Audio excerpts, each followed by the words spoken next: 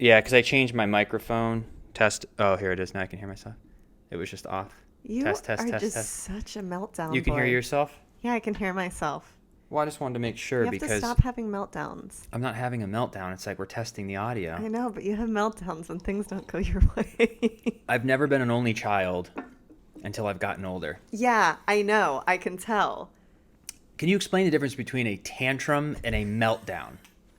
Okay, so I feel when we were younger, and when I say younger, I mean early 20s, if Fred Smith was out and something didn't go his way, he would have a full blown tantrum, which I used to call the Fred word tantrum. This is when we were just friends. Yeah. Well, So, Nate coined the term Fredward. Fred word. Yeah. Yeah, and that was a whole nother guy. He was a funny, interesting, only child tantrum throwing guy. Like the kid at Target who doesn't get the toy. Yes, yes. So now it has turned into Meltdown Fred. So this only child, if something work-wise doesn't go his way or whatever it is, this Pisces sun, Scorpio rising, has a full-blown meltdown. And I just mean meltdown. You're not crying, you're not kicking. You just completely, I think, see red. Everything else in the world goes quiet, and you just can only focus on the fact that this is not working. You're not getting your way, and you're so upset about it, and nothing else matters. I call that, you call it a meltdown. I call it eccentric, productive, efficient problem solving. When I see a hole in a boat and it's squirting water, Right. I don't think about anything else but plugging that hole. So it's not me having a meltdown. It's me putting every resource in my head to fix a problem. Okay. Because as we're trying to get the audio going and you're taking a selfie, and what's important for people to have a good audio experience as we talk for the next hour is that the audio is perfect. Agreed. And you're taking a selfie. I never got my selfie, actually, because But you can take it after when I'm doing other things, when I'm testing for audio. Well, because I know once you're done, Meltdown Fred is going to want to go into the show. I know I've got about 2 minutes before we film Yeah. to get my selfies. And instead of getting my selfie today, I got a selfie of you, which isn't really a selfie. It's more of a photo. So long story short, if Fred is having a meltdown, I let him just melt it out. Tire myself out. Yeah, that truly, I've learned as we've gotten older, I just let you do you. They only last between like a minute and sometimes 15 minutes. Oh, I thought you were going to say 3 hours. Oh, no, then it turns to pouting. Pouting. Oh. But the meltdown of its height Yes. is about 15 minutes max. And then I pout sometimes, and then I'm back to And normal. then you're good. Completely back to grateful. But I truly believe it's because you're a water sign. I don't think so. I know so. And it's funny because as I started learning about the zodiac, I remember I kept going, well, they keep saying Pisces are emotional and they're water signs. I go, I don't see that at all with Freddie. But then when I really looked at the big picture, it doesn't mean that you're sitting in a room crying, because that's not you at all. I think I've seen you cry maybe like 5 times in my life. Yeah, Like, and I you're was not- paid 4 times. But he brings the jokes.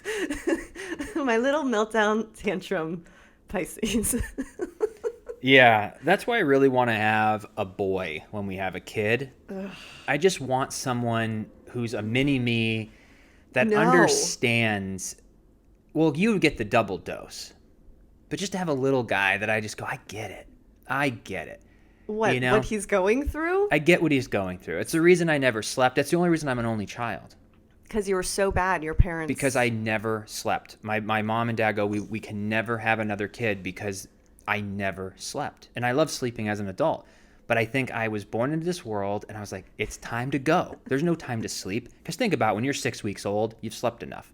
You're young, Right. You're ready to go. And I didn't want to sleep. I wanted to start stuff. You wanted to start stuff. Yeah. Well, there's even this video of you during Christmas. I think you were maybe 9 years old. That we saw in your parents' home videos, and your mom just putting ornaments on the tree, and 9-year-old Fred goes, "No, Mom, you're not doing it right. Do it this way." You like grabbed it. Yeah.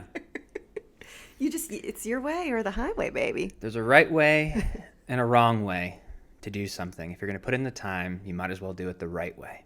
Well, I like that. And the right I'm way, not bossy. I'm I'm helpful. helpful. Saw that sign at Target years ago, and I go, I've never seen something that Felt fits so my right. personality so right. But as I've gotten older, nobody likes a know-it-all, and I'm half kidding right now. Like You're I not don't a act like that. know-it-all. I'm super open to always learning things, but there are times that I feel like I have a good take. I don't tell people what they have to do, but I feel I have a good opinion and a good take on a lot of things.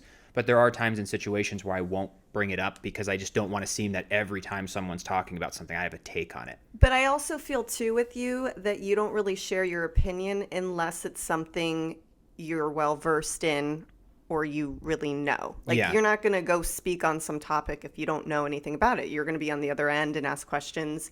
And try to learn a Yeah. different point of view, unless I can back it up with, if Facts yeah, I and- can't just say one thing that I heard, and if someone questions it and then me not know, Right. then I just don't say anything. I'd rather just learn and ask questions. But if I have enough of an idea, if someone wants to talk about what do you think happens when you die, that's an interesting conversation in the right context of just like, I don't know, but here's some different theories. That's been very Right. researched in a fun way, not researching it with a point to prove, just interesting. Yeah. Or things that happen in the world. I like to have enough facts, if you will, or theories that make it interesting. But I'm always open to change my mind. That's why I feel like I never really stand up on anything and tell people what to do, because there's Right. been many times in my life where I go, this is what I'm doing, this is the right answer, and then 6 months later I'm like, oh no, that wasn't right. I'm changing and moving this way. So I'm always just looking for where the right answer Yeah. lies, and you have to be open-minded.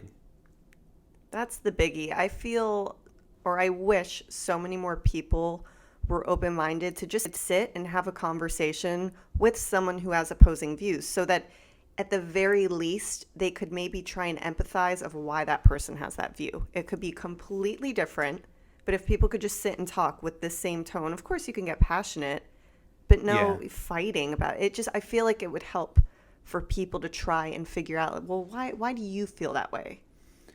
Well, this all makes sense when you sit and listen to a podcast or you listen to somebody you meet at a party and you are having a conversation like this. I feel it's a sign that somebody's ego's in check. They have information. They're not insecure about a certain situation in their life, and they're just open to listening. Yeah. I think if you're stone cold set on something and you don't have a lot of facts, or it's just becomes this argument, it just shows that there's a lack of understanding for the other person. 100%. Because there's certain things that deep down I stand on. There's certain ideas that I have that I'm like, this is right, but I don't have the need to want to try to change somebody's mind who, if you can't have a civil conversation, I'm not going to battle. I see too many videos on the internet of people talking about NFTs or crypto or any topic in politics. It's just back and forth. Yep. And people are yelling at each other, and I feel like no one's mind's ever changed. It's so weird when you brought that NFT thing up because you probably haven't heard about this, but there's this girl who's a cast member on, it's called The Single Life. It's 90 Day Fiancé.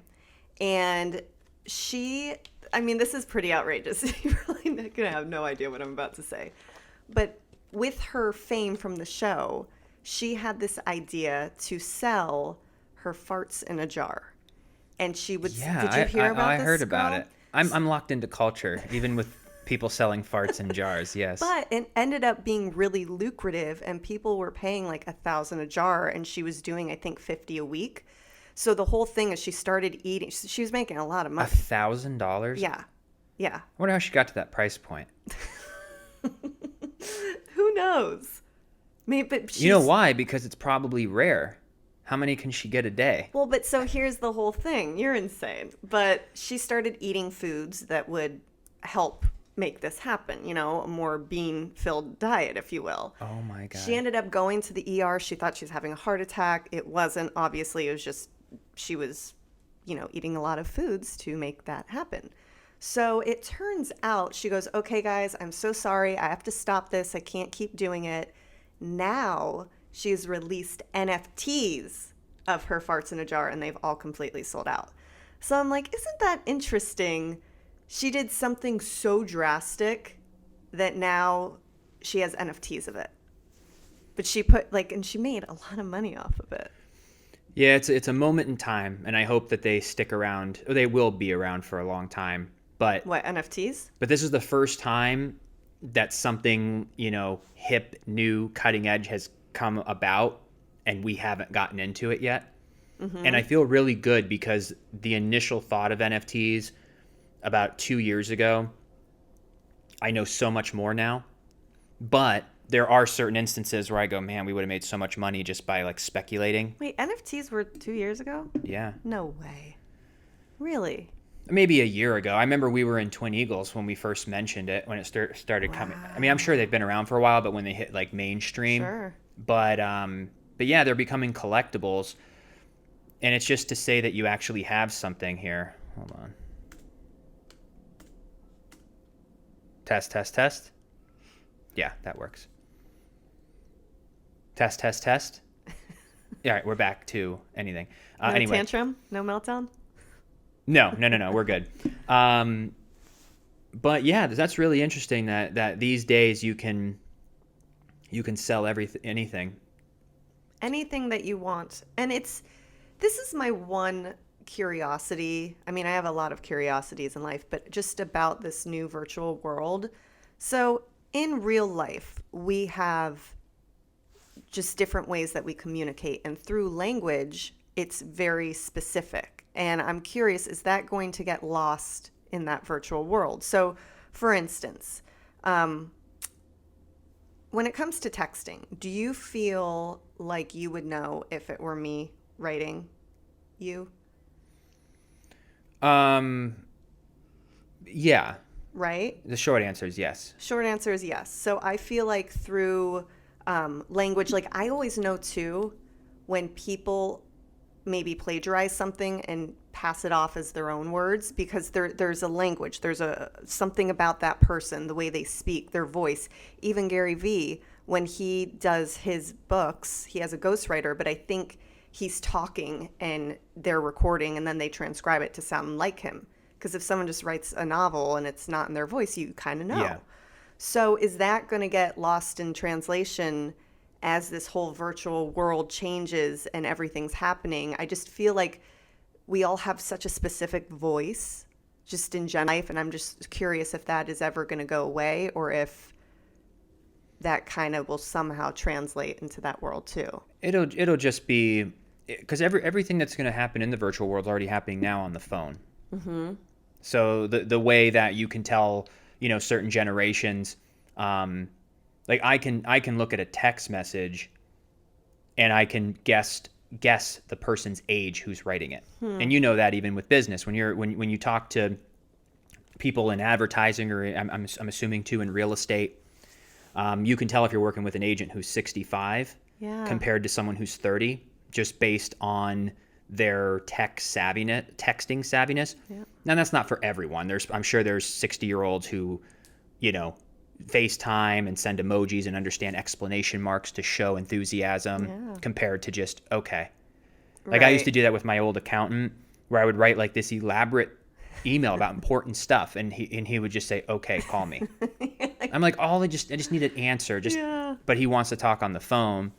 But yeah, I think so. I think we're gonna just blend perfectly. It'll seamlessly go. So do you know how certain people write with a style of all lowercase? Is that something you're even familiar with? That write in lowercase? Yeah. Even the first letter? Yes. So why would that happen? Some writers, for some reason, they just like the look, the feel, the aesthetic of just all lowercase. And I remember when I was younger, there's a lot to this story, but to start it, a friend of mine online would always do that. And I thought it was really, really cool. So I kind of started doing all lowercase. And funny enough, remember Sam, we had him on our podcast, Miller, the author? Yeah. He does that too. So it's just a style. I don't know. But they did it. And so I started doing, because I love the way it looked and felt. But you know me, I'm crazy when it comes, crazy OCD with just grammar and making sure things look a certain way. And after a while, I go, I can't do this anymore. I got to do it normal. Yeah. But it's just just a whole crazy story to this. So I was about 13, and my neighbor was talking to a friend online. And so I'd always go to her house, and she thought she was talking to JC Chazet from NSYNC. So this is where the story begins. Early catfish? Early catfish. The username was I'm a Muse5, and they used to say that all the guys in the band would come on and talk at different times. So whenever Justin Timberlake was coming on, he would do the all lowercase. So that's like kind of how we knew. Now, when I look back at this catfish, I go, that's actually really clever. Like, good on you. Oh, yeah. So smart. Literally, I was 13 years old. For a year, I'd always go over, we'd talk. It was so fun. And then eventually, you kind of started realizing, hey, anytime we say talk on the phone, it's not working. You know, that whole thing. So I ended up moving on with my life. I was like, whatever, you don't have to talk to this person anymore. Fast forward to years later. I'm in LA. I'm probably 18 or 19. And a girlfriend calls me and she goes, hey, I'm going over to JC Chazet's house in the hills. Do you want to come? And at the time, I'm just kind of like, heck yeah, you know, absolutely, let's go. And so we walk into this house. It's in Laurel Canyon. We had to go all the way up on this really, really steep like hill. And I was just like, oh gosh, I don't know how we're going to go back down that. We get to this gorgeous house and he answers the door and he goes, hey, nice to meet you. I'm Josh. And all NSYNCers knew he went by JC, but his real name was Josh. I was like, I know who you are. Yeah. You know? But it was still really cute, really humble. So we walk in and he just had like, I mean, you can imagine it was a beautiful, beautiful place. But the entire time that I was there, and because we went back quite a few times because we ended up being friends with this group, but the whole time I was there, I was like, I have to ask him, was this you? Are you I am a Muse5? Does this feel, do you know, does that mean anything? But I just couldn't do it because I was young and not ballsy. And I know it wasn't them. But, yeah. but I so badly wanted to ask. I think you just solved the big answer there. Is that I think you deep down, everyone wanted to believe it was them. Mm-hmm. Because even to this day, there's people who make fake accounts. And you know, people will let me know, but I never, like, I'll report them, but I won't, like, do anything because they can always just make a new one. And it's just like, but it's interesting when some people, and I hope they don't never get duped, but if that's the reason they have blue check marks and verifications. They didn't have that back then, but people have to look for that blue check mark for safety because some of the messages I get, the people are like hitting on people. Really? Yeah, like they're like, oh, they're hitting on me, and that's when I started to like question like, wait, it. They're married. Yeah, but then someone like Mark Wahlberg, he always writes and goes, I would never ask you for money. So some people impersonate celebrities to ask for money. Some people do it just to, you know, for whatever reason. But to be safe in today's world, so you don't get catfished. I know. My accounts are all verified. Yes. So make sure, even your Instagram. My Instagram is, not my TikTok, not my Twitter. So if you're But your Instagram is where you usually talk to people. You don't talk to people on Twitter. Yeah. So just be aware of that, of just if there's ever messages, because we can't monitor all those, obviously. But then I think to myself, the real celebrities have to have millions of fake accounts. I mean, if I've had 100 fake accounts over the years, someone like Mark Wahlberg has to have 100,000 fake accounts. Well, what's weird about the Mark Wahlberg thing is I remember maybe a year or two ago, he posted a video of his daughter dancing. And I made some comment just about how talented she was. And I think there were literally like thousands of people who liked the comment. So it was really high up on his profile. And I remember thinking that's so cool. I'm like, oh my gosh, Mark Wahlberg, you know, what if he saw it? And then I remember checking the next day and the comment was gone. And I go, so I wonder if his team... So his moderators. Yeah, they run the account. I don't know why they delete it, but who knows? You know, maybe younger girls are writing him and try... Like, you know what I'm saying? Like, there could just be a lot of weird stuff. So we don't even know what's on that end of being, like, mega famous and what goes into that. Well... And I think it's becoming a whole new niche. You know, people say like jobs are going away, but the new jobs are created. Mm-hmm. Instagram, like back when like MySpace, it was just a fun little thing that you share with your friends. Now it's become such a reputation status, especially if you're in business. Yeah. Your page and what you put out there really matters. And I feel you're going to eventually need a moderator, because it's like if we were to have a party and people knew the address or the event, you hire security. Because everybody who's trusting you and excited to go to your event, and there's 1,000 people there, you can't let 4 trolls in that are going to steal, that are going to hurt people, that are going to be obnoxious. So that's why you have security. Well, now everything's so virtual, you need security on your online platforms as well. Yep. And that's why I just made that decision too. For me, I just block anybody who's sketchy. Because I just go, I'm not going to, if someone came into my event that I'm hosting and they walked up to my face and they go, "You're stupid, I hate you," you think I would just say, "You know what, I'm just going to ignore them. Get the F out of my event, get the F out of my house." Or even if we had a dinner party and there were 15 people and someone at the party goes, "You know what, I find you annoying and I don't think you'll ever succeed." Do you think I would sit there and try to defend myself? I'd say, "Get out of my house. You're not allowed back here. And if you become obsessive in any weird way, I'm calling the police and getting a restraining order." Yep. So I'm treating my social platforms like that. I feel like we've evolved into that, which at this point, it's like if you bring negativity to my social platform, blocked. I don't want that here. Well, I'm not engaging. No. If it's like someone mentioned too, like, "Hey, your mic was far away last episode." Yeah. I'm like, that's not negative. That's constructive Yes, criticism. absolutely. I don't like if someone's saying something that is constructive or put in a way that I'm like, oh, their intention isn't to hurt. Right. It's to just say something. That's fine. I'm not unreasonable. Like, I like that. Yeah. But there are certain elements, and there's even times that I've seen a comment and I go, maybe I'm misinterpreting this. Maybe just because they wrote it, it sounds worse than it is. I'm just going to let this person be. I'm not going to block them. Maybe they're just having a bad day. Sure. 3 months later, I post something magical and that same person's back, negative comment. And I go, I let you hit me twice. Yeah. Because I wanted to be nice. It's like if someone's, because think about us. It's like I've never written anything, I would never write anything bad on anybody's. No. I would just unfollow them. And Ricky Gervais and Jordan Peterson had the 2 best quotes about social media and trolls. Ricky Gervais says that Twitter is like a town square.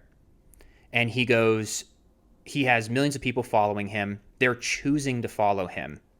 And he's putting up things that he wants. He goes, Twitter is like if you went to the town square and put up a piece of paper that says guitar lessons, $100 an hour. And someone walked up to it, rips it off the telephone pole and goes, "I didn't want guitar lessons."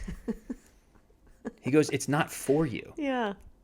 Like if you're on my page and you don't like what I'm doing, then just, it's not for you. Then unfollow me, or just like wait till there's something in the future that I do say that you care about. But I'm not forcing you to be on my page. And I feel like too, there are a lot of times from my experience on Instagram where maybe years ago I followed someone because I was interested in whatever they were doing at that point. And then years later they'll show them and I'll be like, oh, I'm not as interested anymore. And then they'll show them again. And maybe on that 3rd show, I go, unfortunately, I'm just not interested in following this journey anymore. And you unfollow. I'm not going to write a mean comment. No. Like, that's some next level crazy.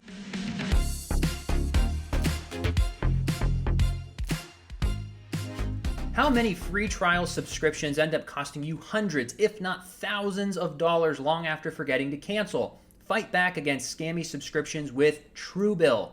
Truebill is the new app that helps you identify and stop paying for subscriptions you don't need, want, or simply forgot about. On average, people save up to $720 a year with Truebill.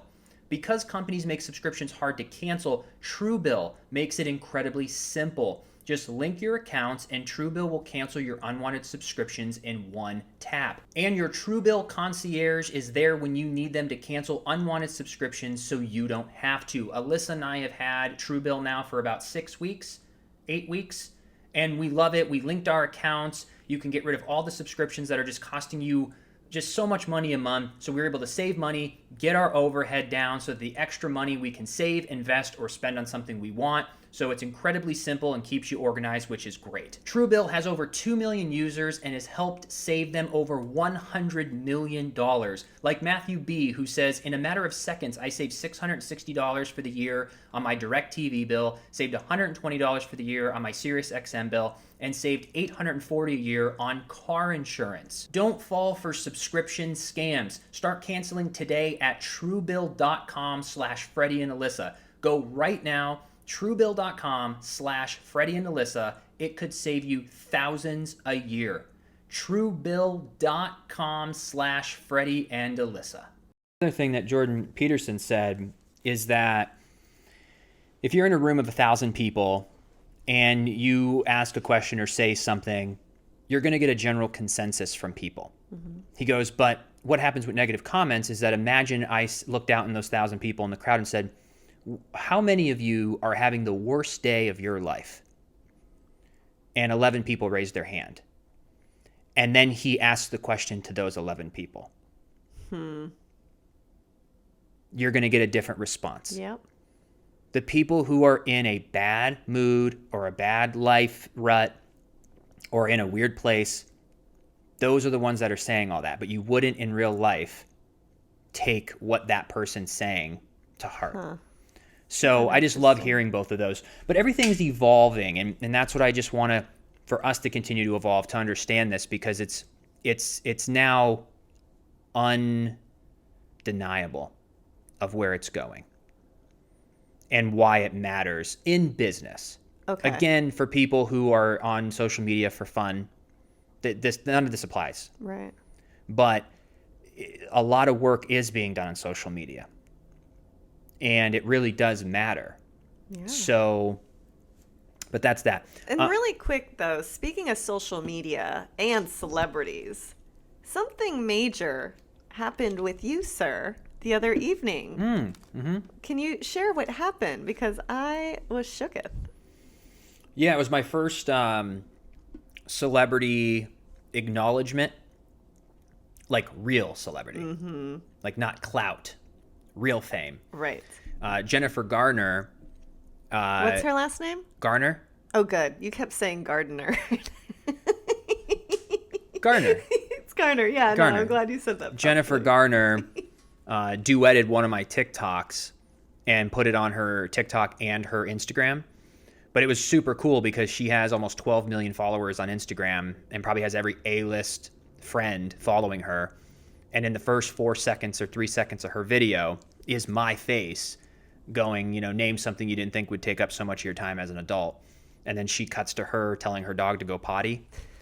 But I was like, that is so cool. That's what I love about TikTok, is that my question reached Jennifer Garner's page. And when did you film the original one? In October. Wow. But anyone who knows TikTok, those duets, there's only been a few that have gone this viral. And like the girl who, I think the biggest one I ever saw was, what's that one thing, that one movie or that one thing that lives in your head rent free? Oh, yes. That became huge. But this has stayed alive because now that Jennifer Garner posted this and it has, between everything, let's call it 6 million views, there's an opportunity for 6 million people to duet that video using my face again. And if one person, so say 10,000 more people do it, of those 10,000 people, another one goes viral to 1 million people. Mm-hmm. Now, of those 1 million people, they all duet it again. So my video has probably easily been seen by over 100 million people. Well, and I want you to remember, too, she posted on her Instagram. You're also not accounting for all of the news outlets that pick that up, because they love resharing celebrities who are making content. Oh, who knows where else it's at. So yeah. I had so many people. It was probably, I think she posted around 11:30 p.m. Eastern, which makes sense because she lives in Cali, I think. But I had so many people DMing me, and I go, why are people writing me so late? And it was all to all of these different outlets that had picked this up, plus her. And they're like, look where your husband's at. Oh, my gosh. And I go, that is so wild. Yeah, it's just neat. Yeah. Like, I was like, oh, wow. And she tagged you in it. so that you're able to pick up followers and giving the right credit. And I just appreciate too when celebrities, whether it's their team or them, but when they respect and understand, hey, when you tag the creator, that's really helpful because you have such a big following. Thank you. Like that's just It is. very It's really nice. appreciated. Again, super nice when someone's doing it as a business. Again, if you're someone who has a private account, doesn't care, it's cool to show your friends if you're tagged. But in the business of acquisition of an audience that doesn't know you, that's what I get excited about, because that's the entire business game. No matter what you do in life, if you run your own business, how many people can you get to see you and know about what you're selling? Yep. If you're a car salesman, your entire life revolves around how do I let everyone know in this town and the neighboring towns that I sell cars and I'm the best. That's what they spend all their money and all their time on. It's all marketing. Even movies.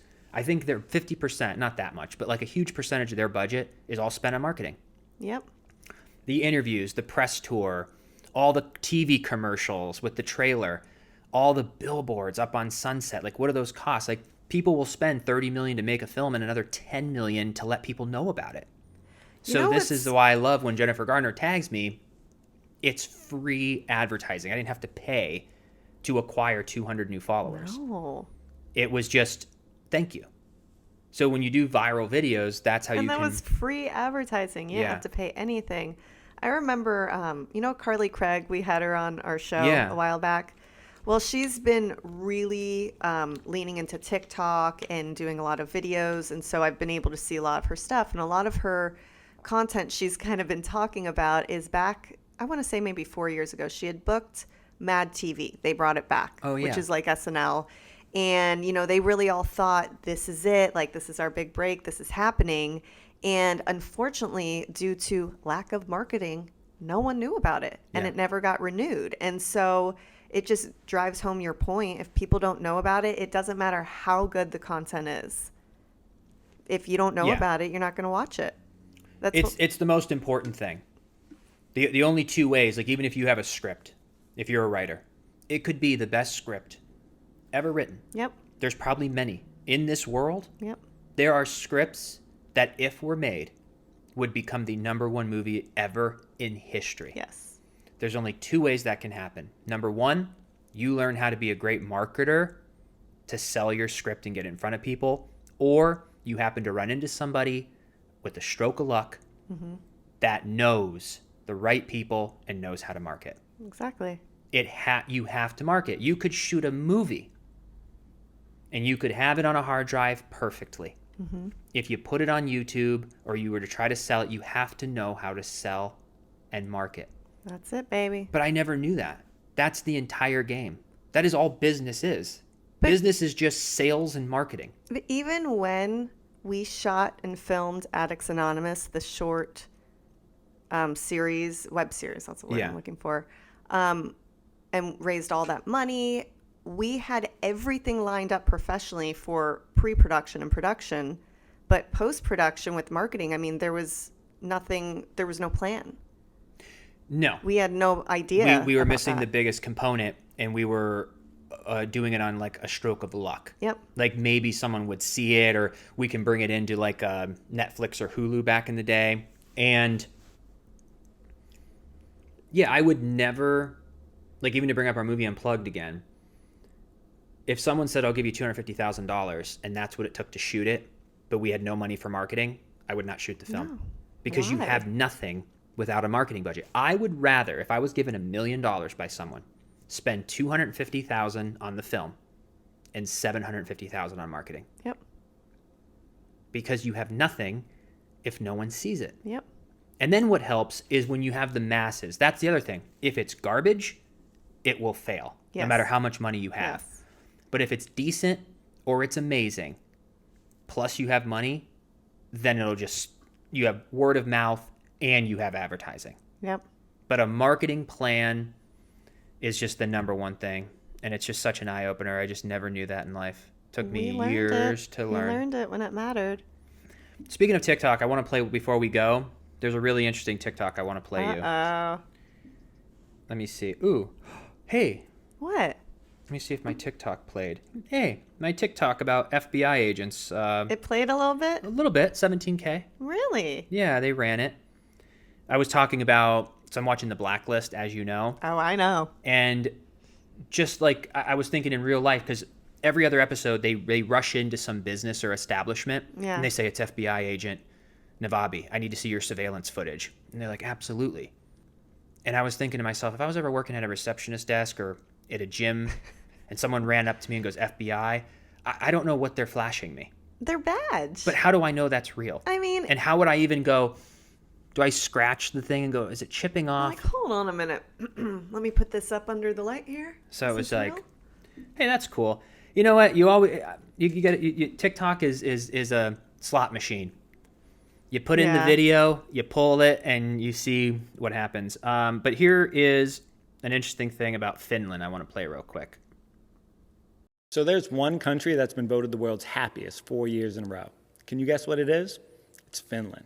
Is there something magic in the Finnish air? Is it their genetics? What makes a Finn so dang happy to be alive? When you take a closer look, it may appear that their habits may be the root cause of their happiness. They spend a lot of time outdoors. About 70% of the country is covered in forests, and you'd be hard-pressed to find a Finn that doesn't like to hike. And just spending 5 minutes a day in nature is proven to boost your mood. As we learned in the last video, lots of Finnish folks frequently submerge themselves in ice-cold water, which is proven to boost dopamine and serotonin levels. Those are the chemicals in your brain that make you happy. And finally, the Finnish read like no other. Of a country of about 5.5 million people, they take out over 70 million books per year from the public library, making it the most literate country in the world. So the secret to happiness is no secret at all. It's accumulation of small habits incorporated into your life. And if you want to add habits like meditation and breath work, you've come to the right page. And a shout out to Breathe Blue Door on TikTok. Thank you for that fun video. But that makes so much sense because for years and years and years and years, I feel like we've kind of been in the world of really focusing on your habits, meditating, taking care of your mental health and your physical being, being outside in the earth. Remember we used to always talk about when we left LA, we just craved going to a backyard to grass and just put your bare feet in the grass that we haven't done since we moved back to the apartments. Yeah. There's something about being one with the earth. And so that makes perfect sense.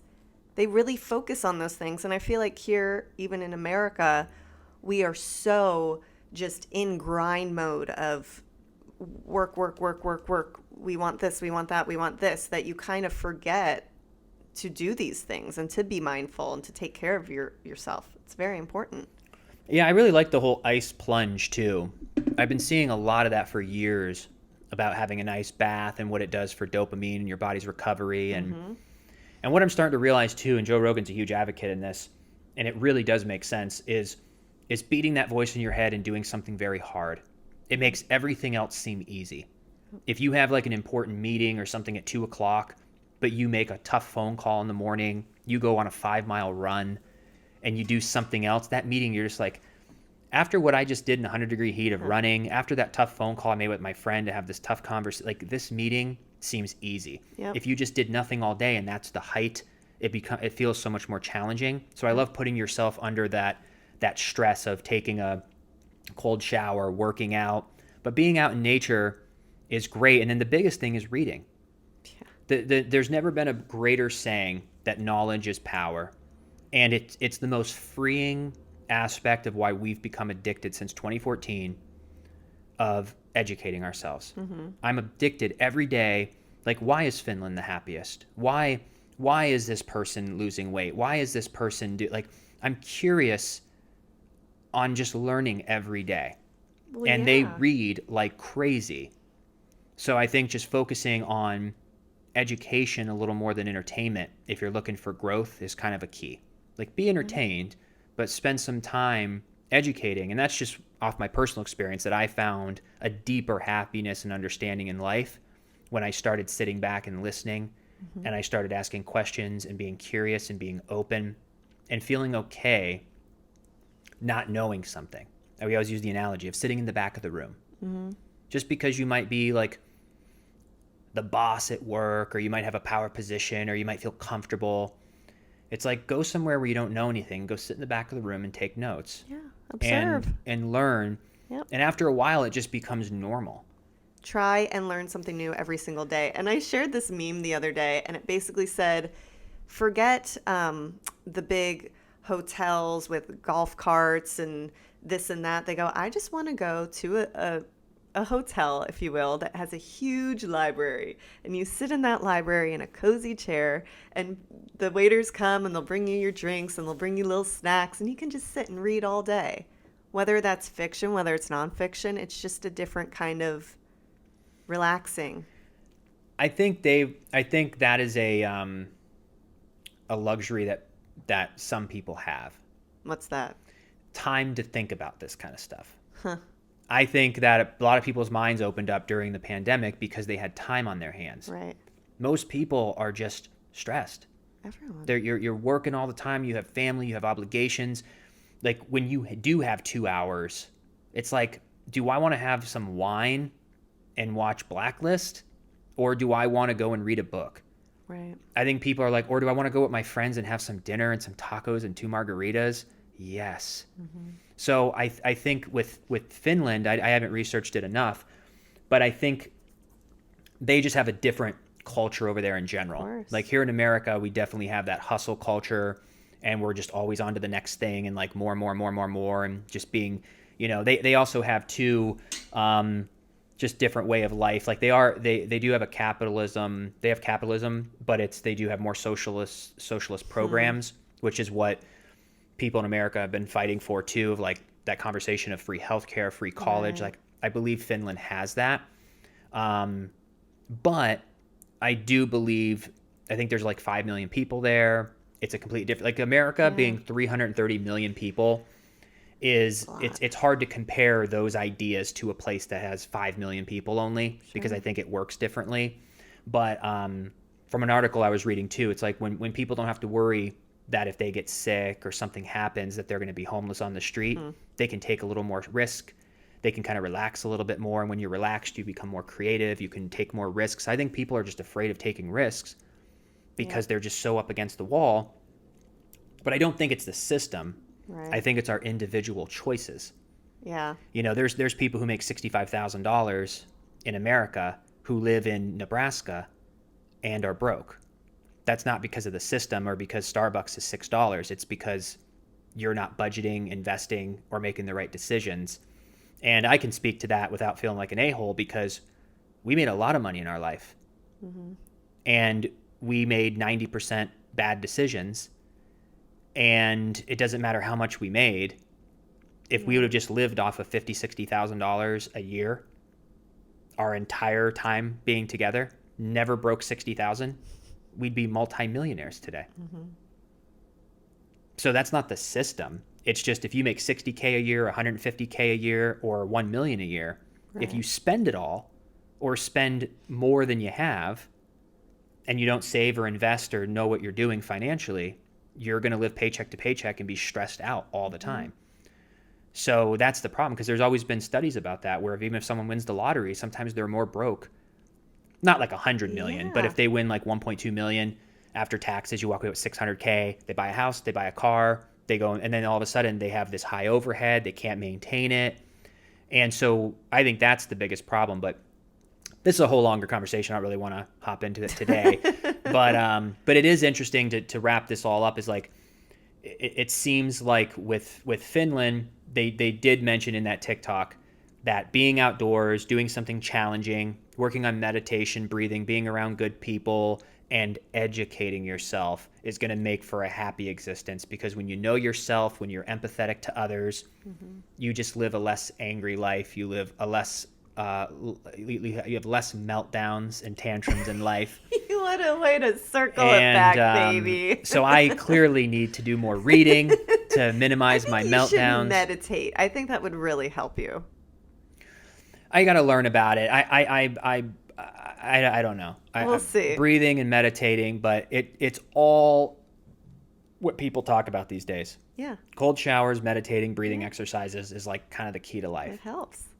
I've watched it for 10 years now, and I might have to get into it. might- When we get a house, I do want to get one of those ice baths that are just regulated at like 35 degrees or whatever. Hop in for 10 minutes. Gets rid of all inflammation, but also just like it's Or really you could good start for you. with just a cold shower. Iceman Hoff is really big on all of that. Just start with the cold shower. You don't want to invest $38,000 in a cooling I tub? think I want to see you in the morning get up and take an ice cold shower. Oh, for free. For free. Oh, okay. And then See, you can do your maybe that's breathing why after. maybe that's why we're not multimillionaires. Because I bought ice baths and things like that. Oh my goodness. But anyway, shout out to Finland. Shout out to Finland. I've never been over there. It'd be cool to go one day. Now it just seems like international travel. It's just like, ugh, Down what the a road. hassle. I'm not. I heard somebody who's stuck somewhere because they tested positive Yeah. and Oh, they're yeah. stuck. And then like, what happens then? You got to pay for a hotel for 2-3 weeks. Like, Mm-hmm. so in due time. But anyway, we love you. We love you guys. Thank you so much for checking out the pod today. We'll be back next week, and we're just wishing you a kick-ass week. Be yeah, productive, happy, baby. go walk in the forest, take a nice cold shower, and let us know how it feels. Take care, everyone. We'll see you next week.